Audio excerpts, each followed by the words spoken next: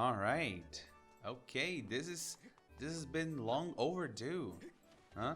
I've been done with Skyward Sword for about 2 or 3 weeks now, so quite a while ago, and I'm finally doing this. Let's talk Skyward Sword. I won't be going into detail, all right, deep into every single detail of the game. Okay, this is not the idea behind all this. Okay, I'm just going to talk about things I liked, things I know the game did right, in my opinion, and of course talk about some things that I think they could have done better. All right, so here we go. The first highlight of the game is the story. If you didn't already know this game is a prequel to pretty much all of the other games that came before and after it. In this game, Zelda and Link, they are the original Zelda and Link. Okay, they are the first human incarnations of the goddess, right? The goddess Hylia and the spirit of the hero. On the other hand, you have Demon King Demise, a godlike entity who is described as the source of all evil, the source of all monsters, and his sole objective is pretty simple. I think you guessed it. It's to get the Triforce and to rule supreme above all. By the end of your playthrough, Demise finally breaks free, and Link, who's basically a teenager still, is entrusted with the protection of the whole realm. Of course, Demise, the Demon King, is no match for our battle-hardened teenager who's only been training really for 40 hours. And as he is defeated, he utters the curse that is going to echo through time and space, and that is going to give us the countless reincarnations of his evil, the princess, and the spirit of the hero. Another excellent aspect of this game are the dungeons. The designs of the dungeons, they are amazing. They take full advantage of the linearity of this game. And the dungeons, they are all entirely self-contained. It's the classic get the new gadget, solve the puzzles. Basically the approach that has worked many times before. My three favorite ones were the Ancient Cistern, right? It's very, very satisfying to go through. And even though I had some problems with the swimming controls, they were not working properly, I still had lots of fun. And at the end of the dungeon, you have this boss that is also very fun and has a completely unique mechanic to kill it. It's awesome. The Sand Ship, which plays really well with the concept of shifting between the past and the present. So the present is desolate, everything is dead. The past is vibrant, it's full of life, everything is colorful. And the puzzle solving in this dungeon, it's the best in this game. And the boss at the end of it is also very nice. You know, the way that you defeat the boss is very, very good. But to be honest, the boss looks like Play-Doh. So this is the worst looking boss you're gonna have in this game. It's a travesty. Lastly, you have literally the last dungeon of the game. The Sky Keep is amazing. It's super engaging. You're gonna have to use all of your arsenal of tools and weapons to go through it.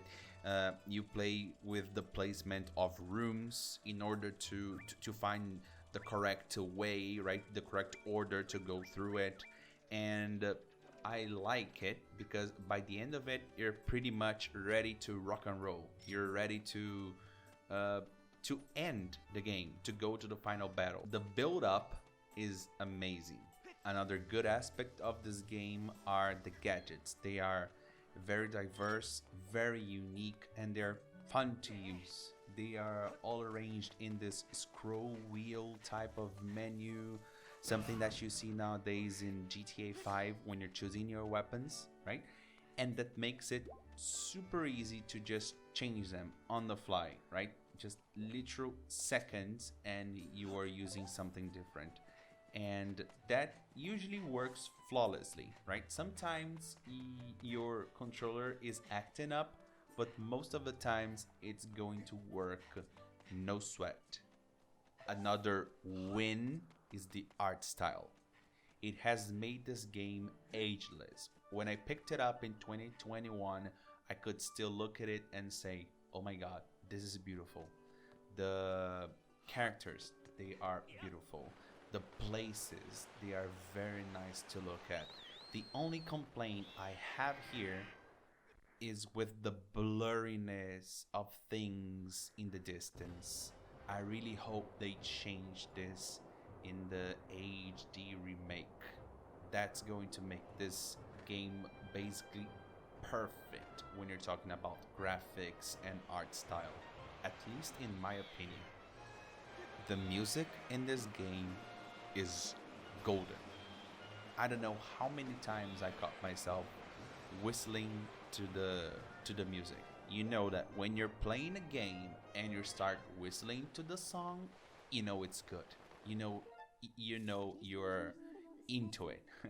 So in this game, for me, the song that I did it the most was the sky theme. I think is the one that it plays when you're flying around.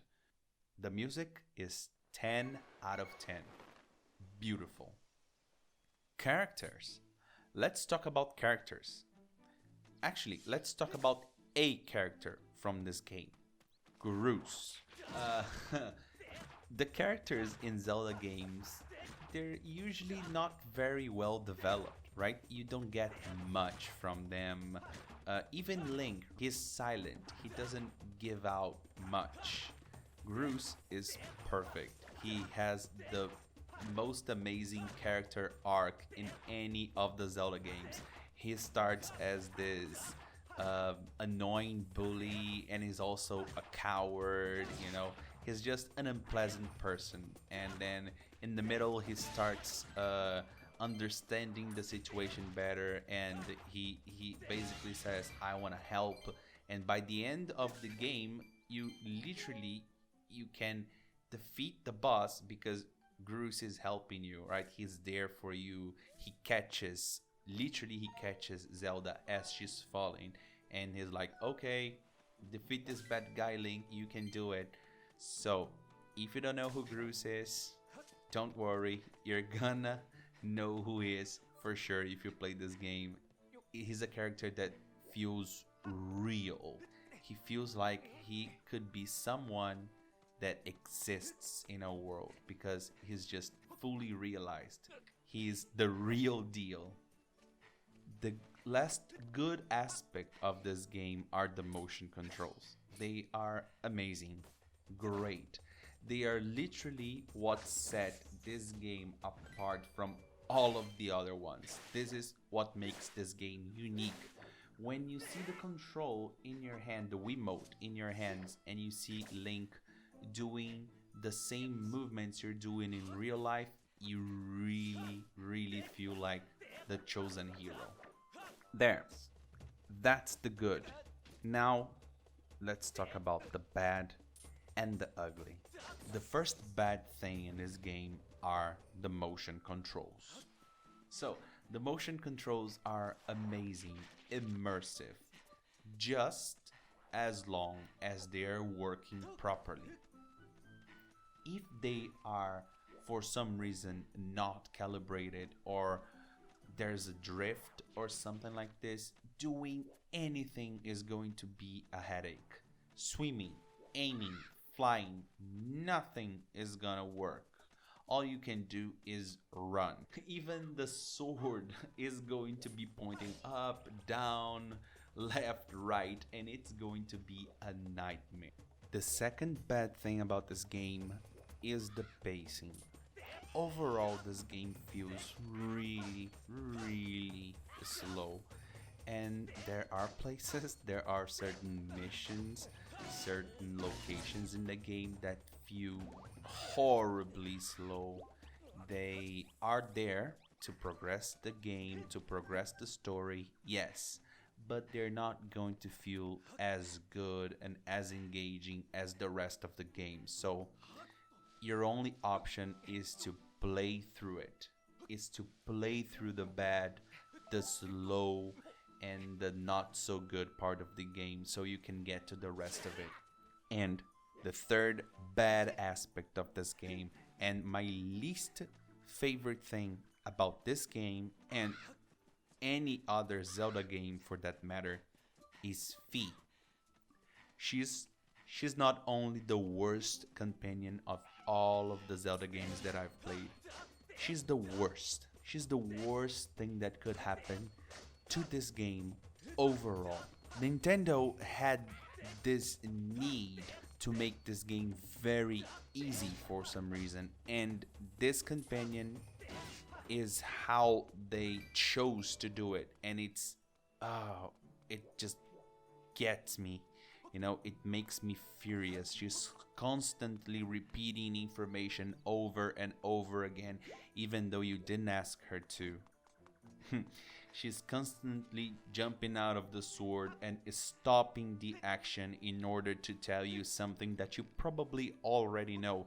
So when somebody says, Link, go to this place to get this item, the moment you land your feet on the ground, she comes out of the sword and says, oh, this is the place that the person was talking about.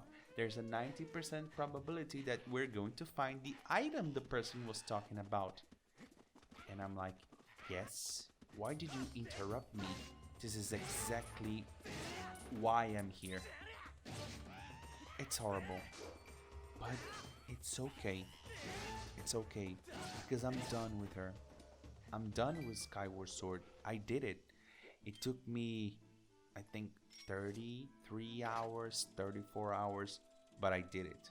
And now I get to play Minish Cap, which sounds and looks like an amazing game, so I'm very excited about it. Just so you know it, I think I've played 20 minutes of this game before when I was testing emulators for Android. This is it. This is all I know. 20 minutes. I'm really new to it. I'm very excited. Let's go. Alright. Thank you so much for watching. If there's anything you agree with or anything you disagree with, let me know. Alright. I'll be playing the Minish Cap next on my Twitch channel. So I'm gonna leave the link below so you can go there and watch me play it. I hope you're gonna have a great time, as much of a great time as I'm gonna have. Alright, bye.